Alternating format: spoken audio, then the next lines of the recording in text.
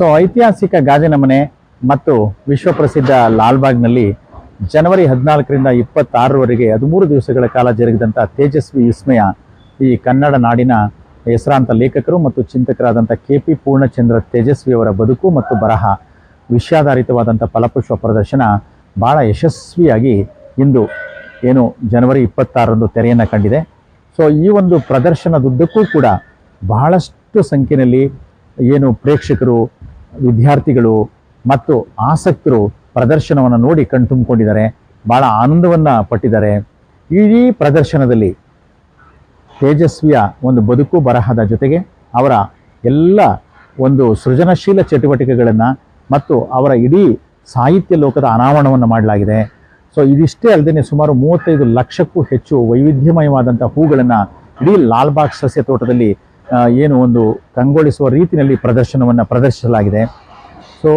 ಒಂದು photo gallery, ಪ್ರತ್ಯೇಕವಾದಂಥ ಒಂದು photo gallery, ಹಾಗೆಯೇ ತೇಜಸ್ವಿಯವರು ಸ್ವತಃ ತಮ್ಮ ಕ್ಯಾಮರಾದಿಂದ ತೆಗೆದಂಥ 100-200ಕ್ಕೂ ಹೆಚ್ಚು ವೈವಿಧ್ಯಮಯವಾದಂಥ ಹಕ್ಕಿ ಚಿತ್ರಗಳು, ಅವರ ಇಡೀ 54 ಕೃತಿಗಳ ಒಂದು ಮುಖಪುಟದ ಒಂದು ಪ್ರದರ್ಶನ, ಮತ್ತು ಸುಮಾರು 70ಕ್ಕೂ ಹೆಚ್ಚು ವೈವಿಧ್ಯಮಯವಾದಂಥ ಹಕ್ಕಿ ಮತ್ತು ಪ್ರಾಣಿ ಪಕ್ಷಿಗಳ ಒಂದು ಬೃಹತ್ ಪ್ರದರ್ಶನವನ್ನು ಈ ಒಂದು ಅಂಗವಾಗಿ ನಾವು ಹಮ್ಮಿಕೊಂಡಿದ್ವಿ.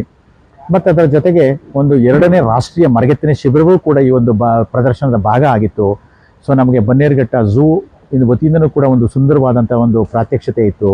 ಹಾಗೆಯೇ ತೇಜಸ್ವಿ ಅವರ ಒಂದು ಸಾವಯವ ಕೃಷಿ ಚಿಂತನೆಗಳು ಅಂತಕ್ಕಂಥ ಪ್ರಾತ್ಯಕ್ಷತೆ ಬಹಳಷ್ಟು ಜನರನ್ನು ತನ್ನತ್ತ ಆಕರ್ಷಿಸಿತ್ತು.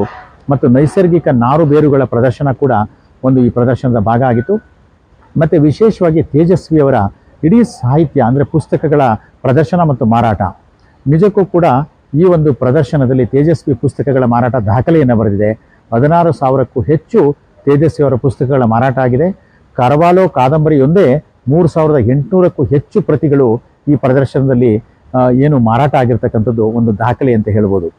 ಒಟ್ಟಾರೆ ಈ 13 ದಿವಸಗಳ ಪ್ರದರ್ಶನ ಇವತ್ತು ವಿದ್ಯುಕ್ತವಾಗಿ ಮುಕ್ತಾಯವನ್ನಗೊಂಡಿದೆ. ಈ ಒಟ್ಟಾರೆ ಪ್ರದರ್ಶನಕ್ಕೆ 8.1 ಲಕ್ಷ ಜನ, 8,10,000 ಜನರು ವೀಕ್ಷಣೆ ಮಾಡೋದ್ರ ಮೂಲಕ ಜನವರಿ ಫಲಪುಷ್ಪ ಪ್ರದರ್ಶನದ ದಾಖಲೆಯನ್ನು ಬರೆದಿದ್ದಾರೆ. ಅದರ ಜೊತೆಗೆ 2.75 ಕೋಟಿ ಹಣ ಕೂಡ ಸಂಗ್ರಹ ಆಗಿದೆ. ಒಟ್ಟಾರೆ ಈ ಒಂದು ತೇಜಸ್ವಿ ವಿಸ್ಮಯ ಫಲಪುಷ್ಪ ಪ್ರದರ್ಶನ ಇಷ್ಟೊಂದು ಯಶಸ್ವಿಯಾಗಿ ಮತ್ತು ಪ್ರೀತಿ ಪೂರ್ವಕವಾಗಿ ಎಲ್ಲರಿಗೂ ಒಪ್ಪಿಗೆ ಆಗುವಂತೆ ಪರಿಸರ ಪೂರ್ವಕವಾಗಿ ಒಂದು ಪ್ರದರ್ಶನ ಜರುಗಿರ್ತಕ್ಕಂಥದ್ದು.